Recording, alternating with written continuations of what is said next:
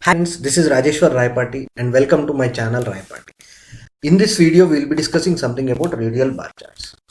And this topic I will be presenting in 2 or 3 videos depending on the request to do the other videos. That is because this the process of explaining what to be done to get the radial bar charts easy, but it is hard to explain what is happening in the background to get these radial bar charts. Okay, now getting into the video, this is what I already have done, so we'll be doing it with another fresh data source. Let me get the fresh data source here. Yeah. So this is my data source. I'm going to here. Now see, here I have my superstore data, which is of subcategory and sales. I've extracted subcategory and that related sales from superstore. Okay, now on this we'll be performing our radial bar charts. Now see here, in the radial bar charts, if you go and see, you have a start point and you have an end point.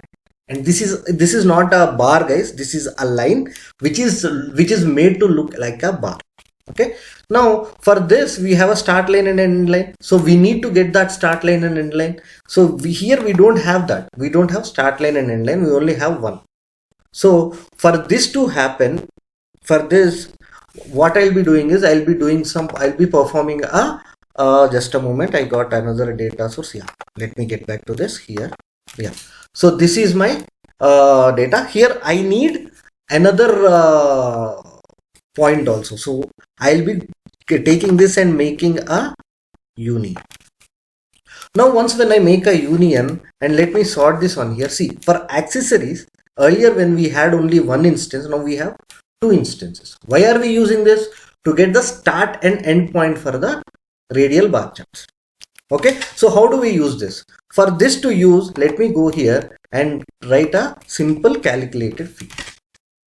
Okay, I'll be using a case statement, and here I'll be using a field name called table name. What is this table name field? This table name field is created out of the union that we performed on the subcategory sales sum. This is our table. So we have two table names here. For one instance, one table name, and the other instance, the other table name. So using this, I'll be writing when min of table name, right? Of these two table names, one will be min, right? Any one of these. Then for that, I want to be 0. Now if you see, this is a table scoped LOD. This is a table scoped LOD, which will give for every instance, whenever these two instances arise, for every of these subcategories, for every instance, one will be the 0. And other, what do we want? We want else what do we want the other to be? Here I want it to be like sales, or let me multiply with 270 into sales by again an LOD max of sales. Okay, so what is this happening here? It is whatever the subcategory of all the subcategory members, what is the max sale, I am dividing others with that sale value. I am multiplying it with 270. So what will this give me? This will give me the relativity.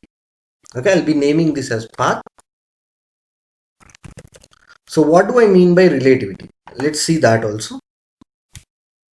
See, now here the length of this total length of this is 270, and length of all these are relative to this 270. So in order to get that relativity, I have used this calculation field. So we'll get that relativity by this. Okay, now let me drag my subcategory here and then drag my path in here, and also I'll show you the table name. Let me drag my table name also. Okay, let me drag my path into label. Now see, here I got 2 points, which is one start point and the other is end point. If you see, there is a difference in the values. That is because the relative difference between their maximum value. Here the maximum is of phones. Let me drag my sales also here. You'll have a clarity. Now see, the maximum is for phones. So that is why we got 270 for phones, and the relative, others are relative. See, what is the phones total value? 330, and what is the value of accessories? 167, which is half. That is why we got around half of 270, which is half of 270 is 135, right? Around that we got. Okay. Now let me go to the next sheet, and I'll drag my subcategory here, and on this path, rather than using it directly, I'll create a bin on it, not parameter, sorry. I'll be creating a bin on it. Okay, let me create a bin, and in this bin, size of bin will be 1, of 0 to 1, 270. So why am I taking this? That is because in this subcategory, whenever you drag sales, you will get a individual values. But whenever we are going for a radial bar charts, we want a uniform value all throughout the line to be in the path. So that is why, rather than using this path or sales in here, I'll be dragging a path bin. So what does this path bin do? See, if you see here, the path bin is providing values from for accessories, it is providing till 136, because earlier we saw it is the value of accessories is relative to phones. So relative to phones, it is only 136. So in the bin, you'll have all these values from 0 to 136.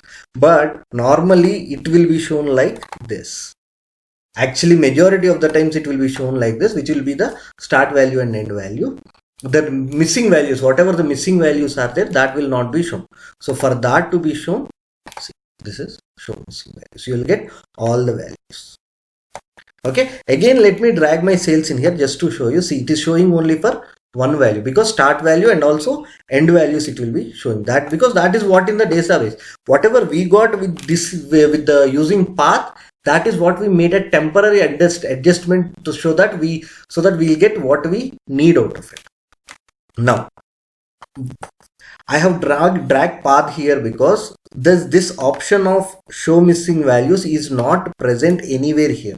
Let me drag this line and let me drag this to path. Now see here, in this if I click, I'll not get any option to show missing value. So it is mandatory that you drag it to rows and columns, check if the show missing value option is ticked or not, and then go to the other steps of the process and drag my subcategories to column. Now I'll be doing certain calculations. First one will be analysis. Okay, in this first one I'll be doing as index minus 1.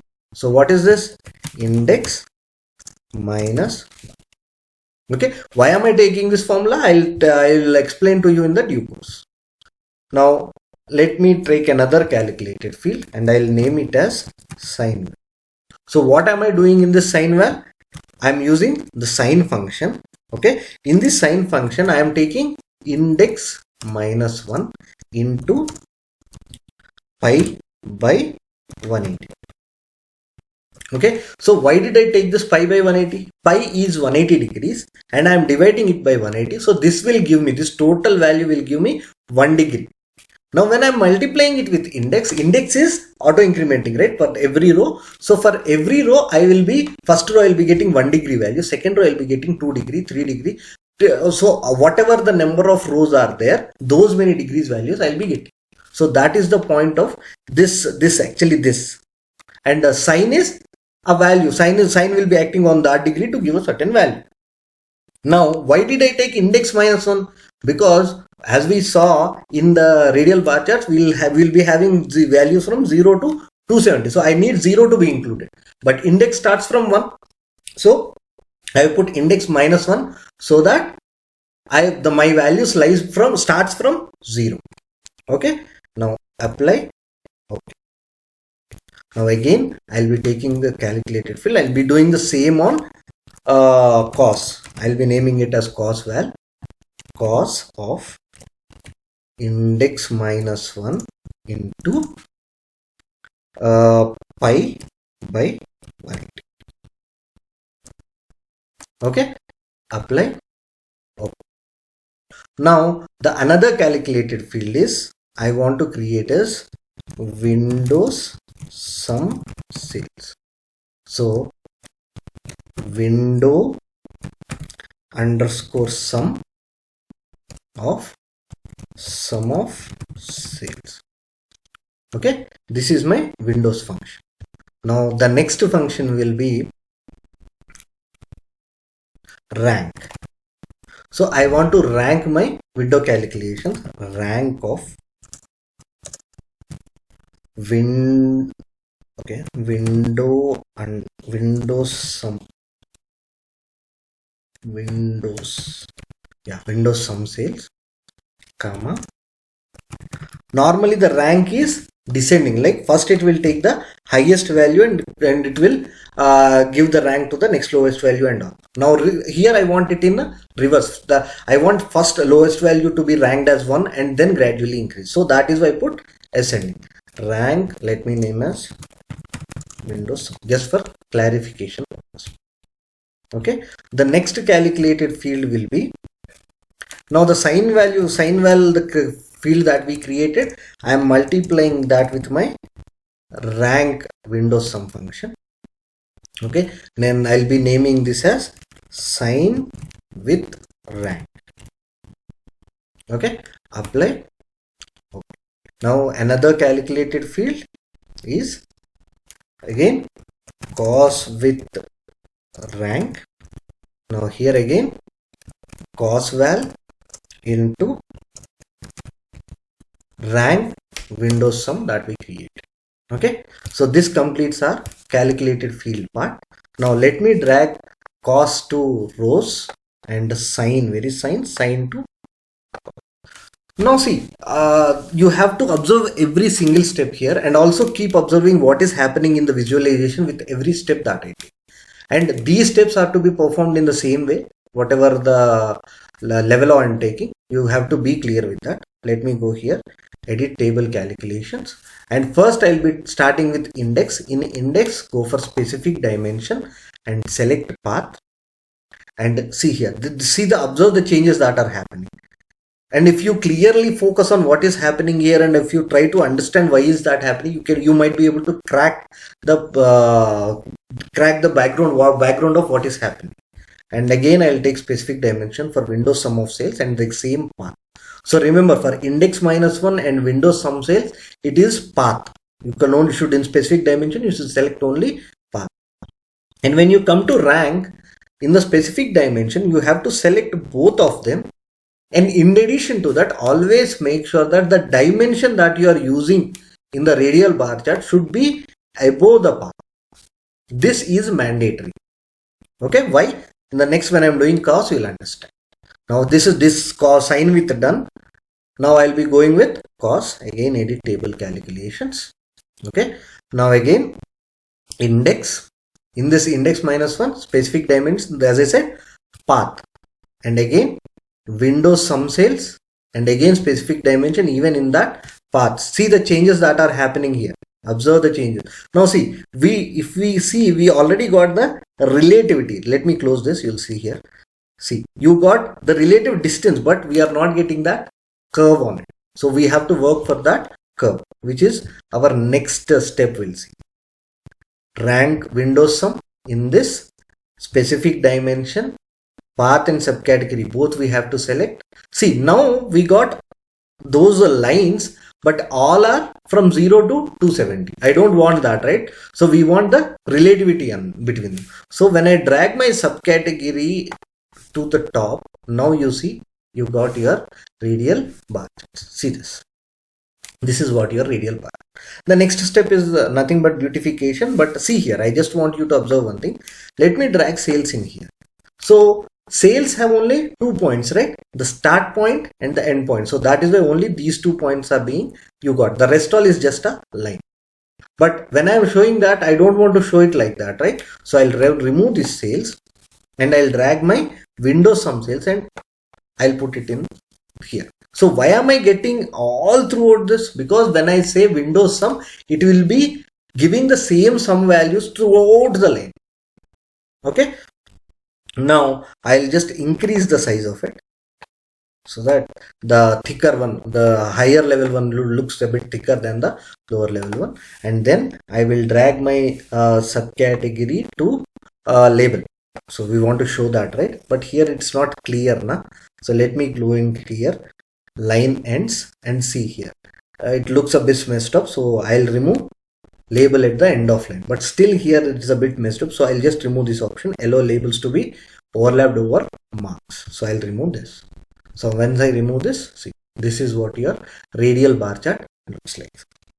Okay, so if you want to work on this workbook which I have created, it is present in my profile, Rajeshwar Rayapati, Tableau public profile. Okay, you can go there, download that, and do whatever manipulations or something that you want. Okay, this is the radial bar chart, guys.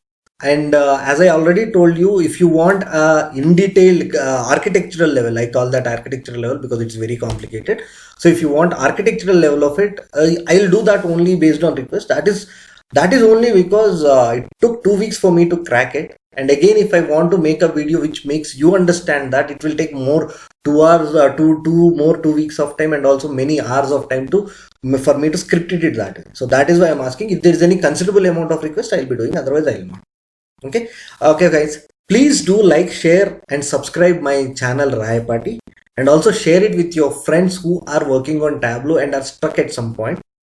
Okay, and I am present on Telegram also, guys. I am present on Telegram, and I am present on Facebook. And whatever the complicated scenarios you have, you can just ask me. I'm always there to answer. Yeah, it might take some time, but I'll definitely answer and I'll get back to you. Okay. Thank you, guys. Thanks a lot.